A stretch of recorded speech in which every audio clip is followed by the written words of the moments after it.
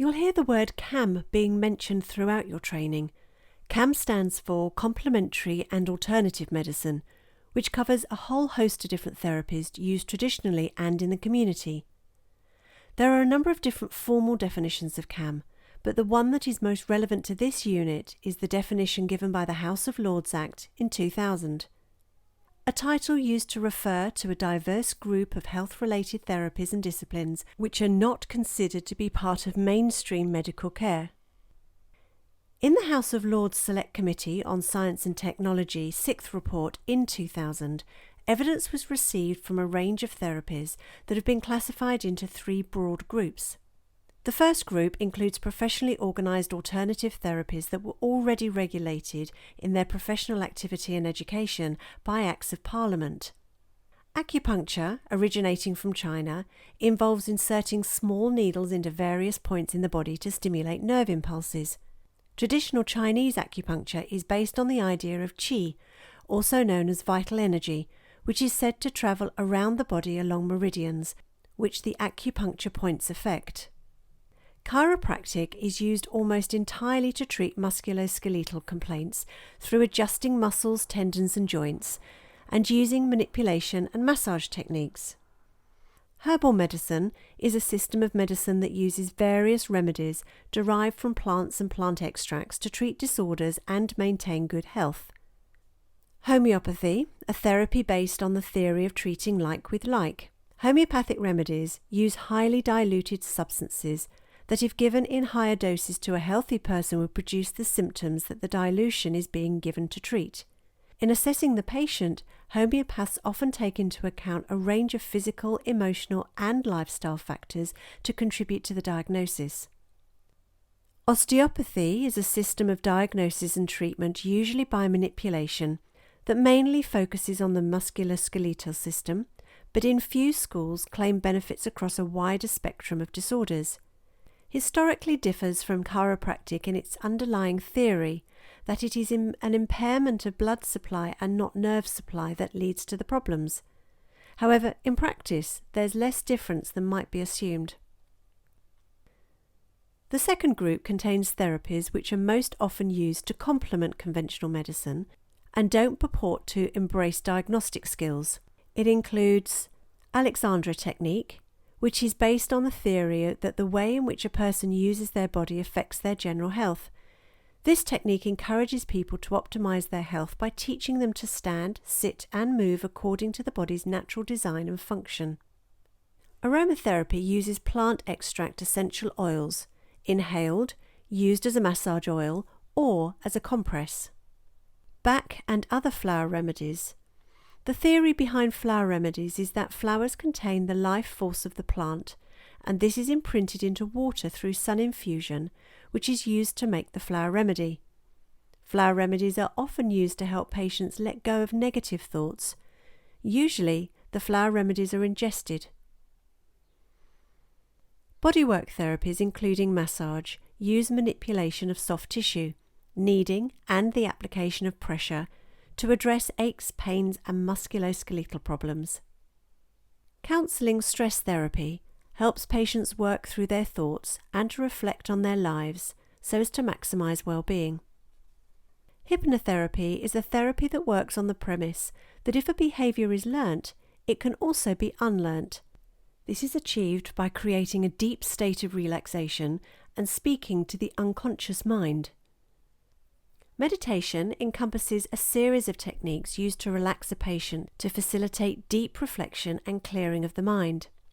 Reflexology is a system of massage to the feet based on the idea that there are invisible zones running vertically through the body, and that each organ has a responding location in the foot.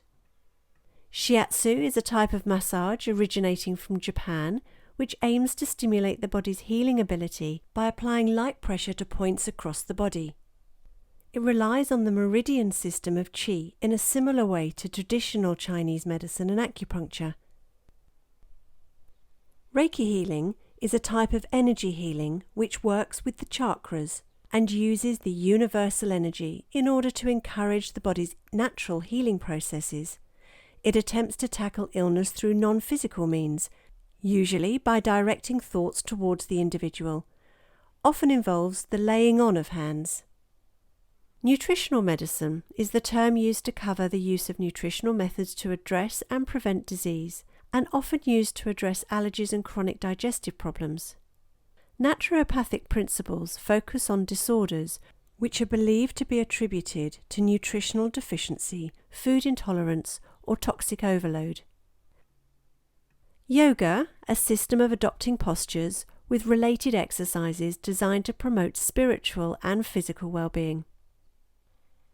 The third group embraces other disciplines which purport to offer diagnostic information as well as treatment and can be divided into two subgroups. Group 3A includes long-established and traditional systems of healthcare such as Ayurvedic medicine and traditional Chinese medicine.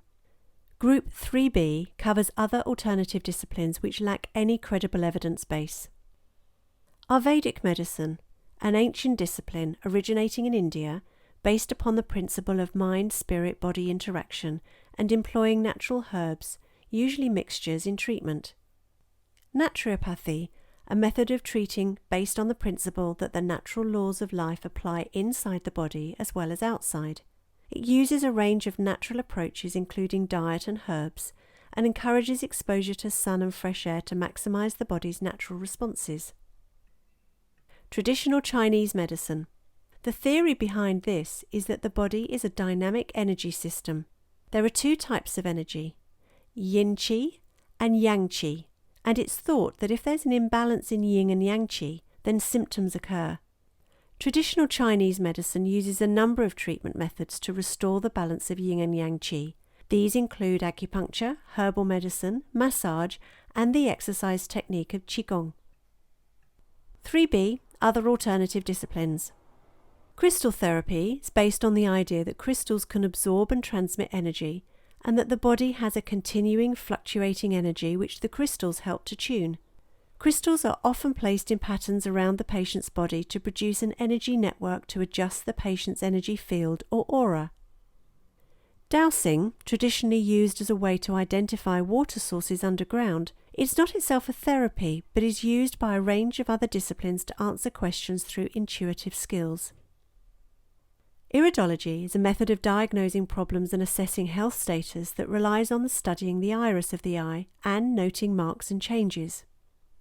Kinesiology, a manipulative therapy by which a patient's physical, chemical, emotional and nutritional imbalances are assessed through a system of muscle testing. Many CAM therapies are based on theories about their modes of action that are not congruent with current scientific knowledge, mainly because of the lack of scientific evidence available.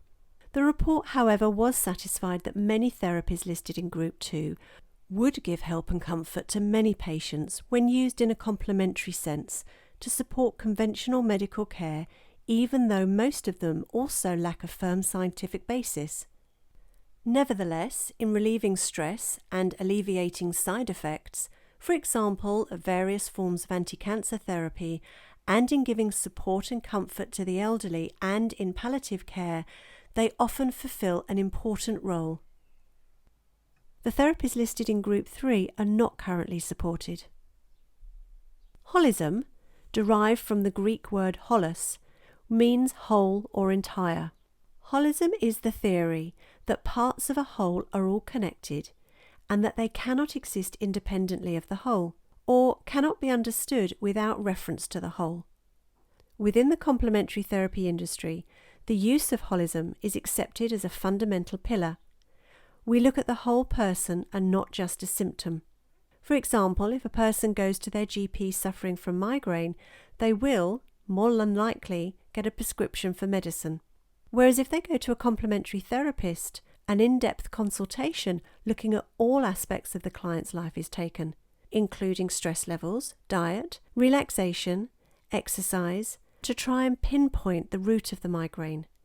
The aim is to treat the root of the problem, not just the symptom. Holistic health is another term for holism, and is an ancient approach to health and is an approach to life.